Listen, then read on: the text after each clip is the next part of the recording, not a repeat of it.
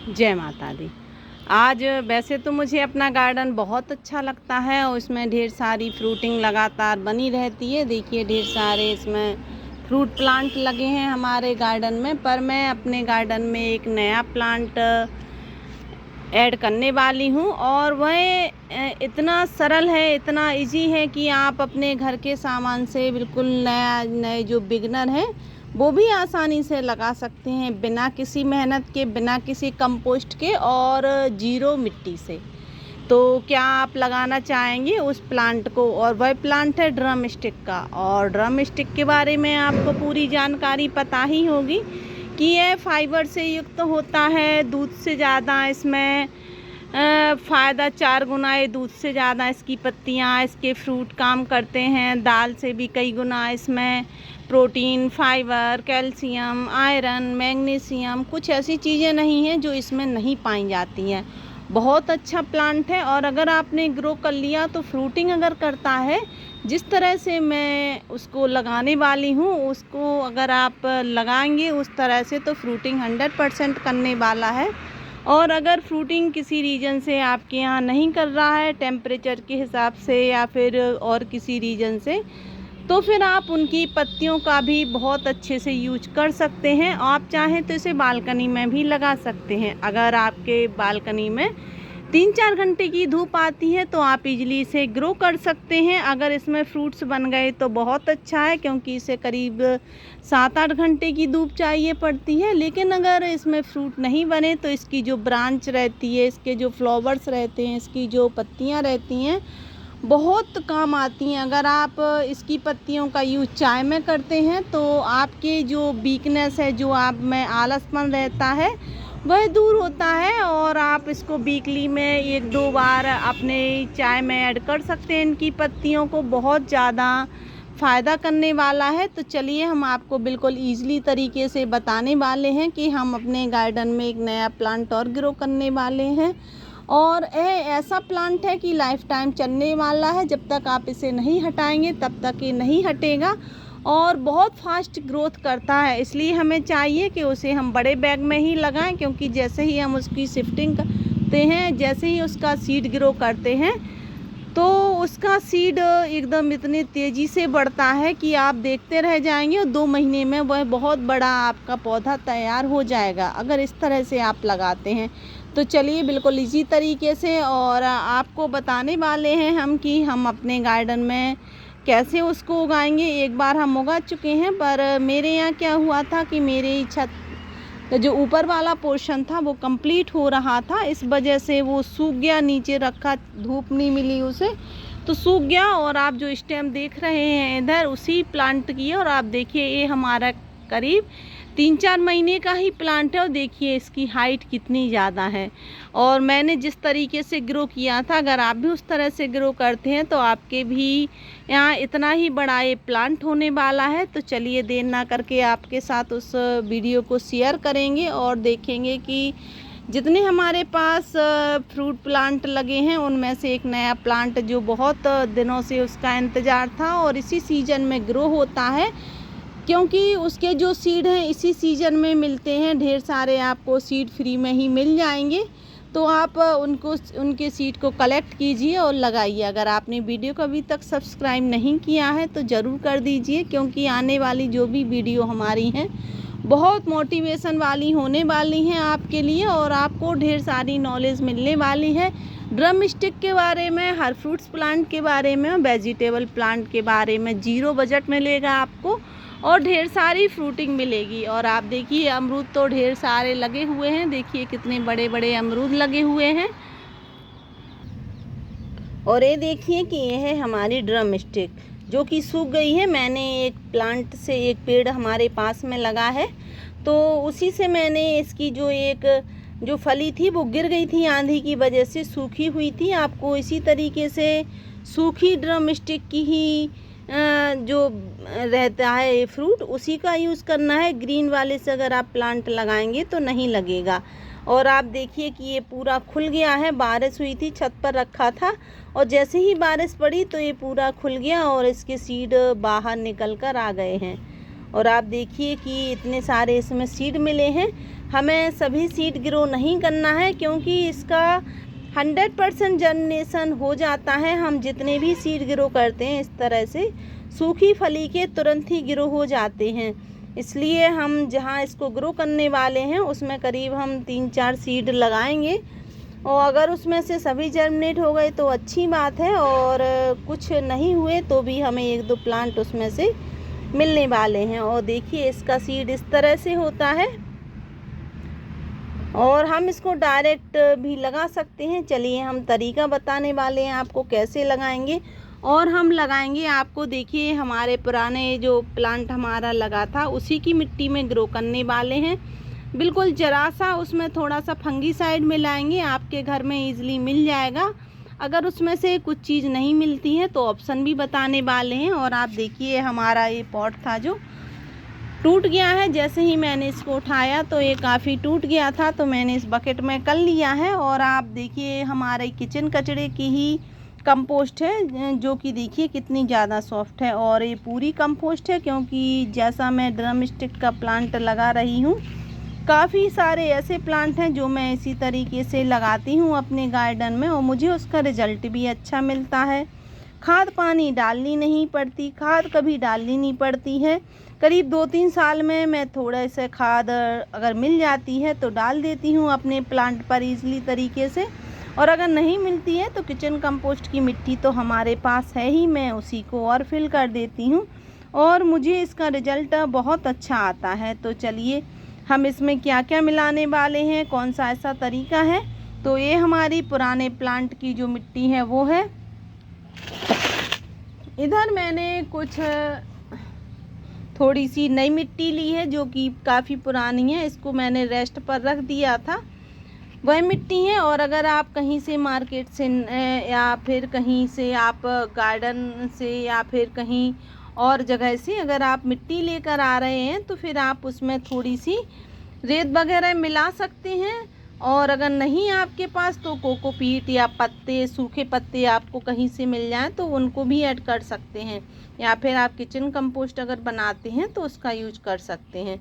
ज़्यादा इसमें कुछ खर्च नहीं करना है आपको, ईजिली तरीके से ग्रो होने वाला है। और आप देखिए कि मैंने थोड़ा सा 1 टेबल स्पून जो चूना है वो लिया है, इसकी स्टेम मजबूत रहे इस वजह से। और लकड़ी की जो राख रहती है उसको लिया है करीब 3 टेबल स्पून। और ये नीम खली है जो कि मैं अपने घर पर ही तैयार करती हूँ। अब सीज़न आ गया है नीम खली बनाने का, तो मैं अपने घर पर ही नीम खली बनाकर रखती हूँ, साल भर अपने प्लांट पर ग्रो करने के लिए यूज़ करती हूँ। इसमें से ऑयल नहीं निकाला गया है इसलिए मैं मात्रा हमेशा कम रखती हूँ, क्योंकि जो मार्केट से केक मिलती है नीम केक उसमें से ऑयल निकाल लिया जाता है, इसलिए उसमें से उसकी मात्रा ज़्यादा रखी जाती है। पर ये हमारी 100% नीम खली है इसलिए हमने मात्रा कम रखी है। और अगर आपको नीम खली नहीं मिलती है तो फिर आप नीम के पत्तों का भी यूज़ कर सकते हैं, उन्हें आप बिल्कुल महीन तोड़ लीजिए, फिर इस मिट्टी में मिलाकर भी उसका यूज कर सकते हैं। आप देखिए कि मैंने जो मिट्टी ली है, और आप ये भी देख रहे होंगे कि मैंने कोई भी कंपोस्ट नहीं मिलाई है, और वो कंपोस्ट क्यों नहीं मिलाई है तो वो आपको आगे पता चल जाएगा कि हमने कंपोस्ट क्यों नहीं मिलाई है इसमें। अब हमें क्या करना है कि अब हमें इसको अच्छे से मिक्स कर लेना। देखिए पत्ते भी हैं साथ में इसके। अगर इसमें कोई भी प्लास्टिक है या फिर कोई ऐसी चीज़ है, एल्युमिनियम है, प्लास्टिक है, कोई पत्थर का बड़ा टुकड़ा है, तो आप उसको ज़रूर हटा दीजिए, क्योंकि जब इसकी रूट्स फैलती हैं, छोटे पौधों में अक्सर होता है कि उनकी रूट्स पत्थर से टकराकर रुक जाती हैं, इस वजह से। देखिए इस तरह से। और आप देख सकते हैं इधर कि ये हमारा किचन का कचरा है पूरा। मेरे गार्डन में जो भी कचरा निकलता है, पत्तियां निकलती हैं, झाड़ू का निकलता है कचरा, या फिर मेरे जो फ्रूट, वेजिटेबल या कागज़, गत्ते जो भी मिलता है, मैं सब कुछ इसमें भर देती हूँ। और आप देखिए कि ये आधे से ज़्यादा भर गया है, बस हमें इतना ही भरना है, क्योंकि आगे चलकर जब हम इसमें कंपोस्टिंग मिलाएंगे तो इसमें कोई प्रॉब्लम ना आ जाए, इस वजह से।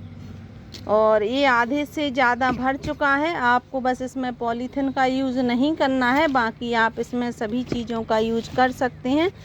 बस आप जो अपने जिस ग्रो बैग में आप इसको उगा रहे हैं उसका बस बैलेंस एक सा करने के लिए इस कंपोस्टिंग को अच्छे से दबा दीजिए, जिस वजह से कि आपके जो ग्रो बैग है उसमें कम से कम सिलवट आए, क्योंकि वो टेढ़ा हो जाता है कुछ समय बाद जब कंपोस्टिंग नीचे खिसकती है। तो आप देखिए पूरा कचरा ही है। बस बीच बीच में जब 2-3 दिन का कचरा हो जाता है तो मैं 1-2 मुट्ठी मिट्टी ज़रूर मिला देती हूँ और कुछ नहीं मिलाती हूँ। और कभी कभी तो जो गार्डन में झाड़ू लगाती हूँ उसी का कचरा मिला देती हूँ। हमारा जो ड्रम स्टिक का जो कचरा निकला था वो भी मैंने इसी में डाल दिया है। अब हमें क्या करना है, अब हमें मिलाना है इसमें अपनी जो गार्डन की मिट्टी है, वो ये जो मिट्टी है इसको मिलाना है और साथ में मिलाना है इसको भी, दोनों को मिक्स करना है। तो मैं इसी पॉट में मिक्स करूँगी इनको। इन दोनों को मिक्स करना कंपलसरी है, क्योंकि इसमें एक प्लांट लगा था काफ़ी समय से, तो इस वजह से इसमें अगर कोई बीमारी आ गई होगी तो मैंने इसमें जो नीम खली मिलाई है और राख मिलाया है तो उससे इसकी फंगस दूर हो जाएगी। और आप देखिए कि मैंने जो मेरी पॉट की जो मिट्टी थी वो और जो मैंने नई तैयार की थी वो, अब मैं क्या करूँगी कि इन दोनों को अच्छे से मिक्स करने वाली हूँ, जिससे कि हमारा प्लांट हेल्दी रहे और मिट्टी में कोई भी किसी भी प्रकार की बीमारी ना आए। और आप देख सकते हैं कि नीचे हमने पूरा किचन का ही कचरा मिलाया है और आगे चलकर वो हमारी कंपोस्टिंग में चेंज होने वाला है। तो आप देखिए कि मैंने एक लेयर इसकी ऊपर से चढ़ा दी है और कोई भी खाद नहीं मिलाई है। अब हमें इसमें लगाना है अपनी ड्रम स्टिक। किस तरह से लगाएंगे, क्या केयर करेंगे इसकी, बताने वाले हैं आपको।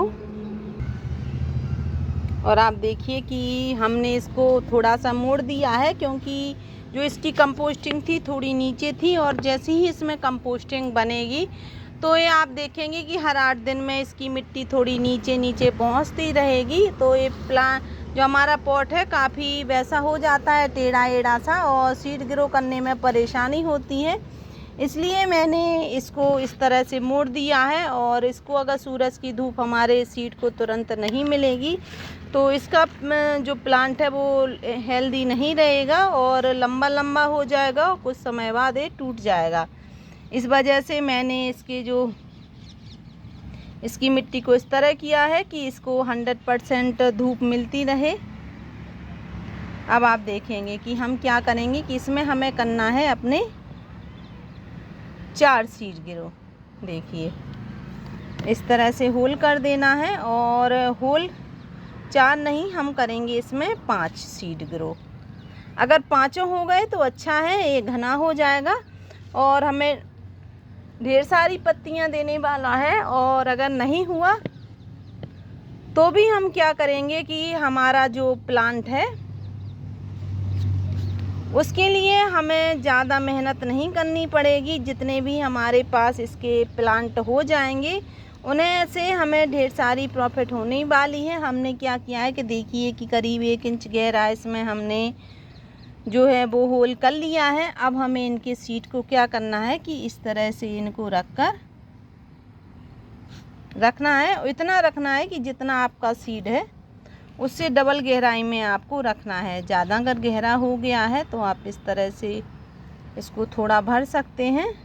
आप देखिए आपको इसमें जिस दिन आपने इसको लगाया है उस दिन आपको इतना पानी देना है कि जो आपने ऊपर की मिट्टी भरी है, आपको पता ही है कि आपने कितनी इसमें मिट्टी भरी है, बस उतनी मिट्टी गीली होनी चाहिए और किचन के कचरे तक पानी नहीं पहुंचना चाहिए। अगर आप इस तरह से अपना प्लांट ग्रो करते हैं तो उसमें कीड़े नहीं होते हैं और ढेर सारी आपको इसमें से जो प्लांट है ढेर सारे तुरंत प्लांट मिलने लगेंगे। और आपको फिर इसमें पानी तभी देना है जब आप इसकी ऊपर की लेयर आपको सूखी दिखने लगे। और आप देखिए कि मैंने इनको सभी को ढक दिया है। अब हम इसमें अच्छे से वाटरिंग कर देंगे। अब हमें इसमें रोज़ वाटरिंग नहीं करनी है, हम इसमें वाटरिंग तभी करेंगे जब इसकी ऊपर की लेयर अच्छे से सूख जाए। और हमें क्या करना है कि हमें इसकी जो हमारी किचन कंपोस्ट की मिट्टी में लगा है, इसलिए आप देखिए कि जैसे ही मैं इसको दबा रही हूँ तो ये नीचे पहुँच रहा है। तो आप भी इस तरह से इसको दबा सकते हैं, जिस वजह से कि इसके सीड बाहर ना निकलें पानी डालने की वजह से। आप देखिए हमारा प्लांट ग्रो हो गया है अभी हमें। और हमारा ये प्लांट ऐसा है कि ये कंपोस्टिंग बहुत कम मात्रा में चाहिए पड़ती है इसको, इसलिए इसमें कंपोस्ट जो है वो इसका यूज़ नहीं करना है आपको। करीब जब हमारा पौधा 1-2 साल का हो जाएगा तभी इसमें थोड़ी सी कंपोस्टिंग देनी होती है। ज़्यादा मेहनत इसके साथ नहीं करनी पड़ती है, क्योंकि ये किचन के कचरे से ही ढेर सारी अपनी खाद पानी लेता रहता है। बस इसमें किचन कंपोस्ट का जो लिक्विड रहता है वो उसके प्लांट को ज़रूर, छोटा सा पौधा है तभी से शुरू कर देना चाहिए देना, करीब हर 15 दिन में।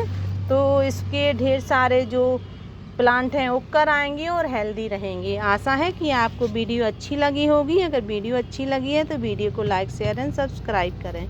Thank you.